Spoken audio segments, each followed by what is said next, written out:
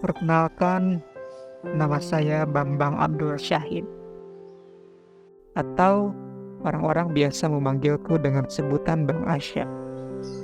Saya lahir dan besar di sebuah kampung dari keluarga yang sederhana.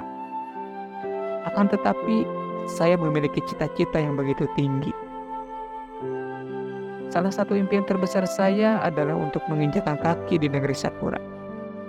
Dalam perjalanan hidup ini, terkadang mimpi harus ditunda oleh realitas yang tak terduga. Bagi saya, perjalanan menuju negeri Sakura merupakan impian yang tertunda. Namun, di balik setiap penundaan, terdapat keajaiban yang tidak terduga menanti. Sejak kecil, imajinasi saya telah dipenuhi dengan gambar-gambar indah dari negeri Sakura. Namun, takdir berkata lain. Ketika pandemi COVID-19 muncul, mimpi perjalanan ke negeri Sakura harus ditunda. Kan tetapi, saya memilih untuk tidak menyerah pada keadaan.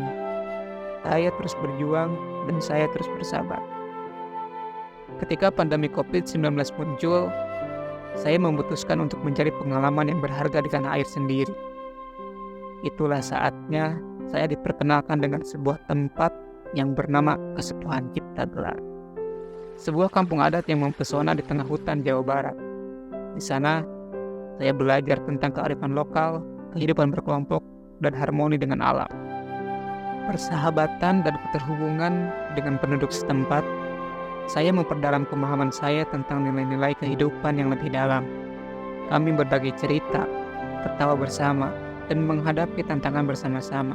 Meskipun perjalanan ke negeri Sakura terus berputar di pikiran saya menemukan kedamaian dalam perjalanan yang sebenarnya berada di depan mata. Ketika akhirnya waktu tiba untuk meninggalkan Kesepuhan Cipta Gelar, hati saya dipenuhi dengan campuran rasa sedih dan syukur. Dengan bekal pengalaman dan kebijaksanaan yang saya peroleh dari Kesepuhan Cipta Gelar, akhirnya saya siap untuk mewujudkan mimpi saya.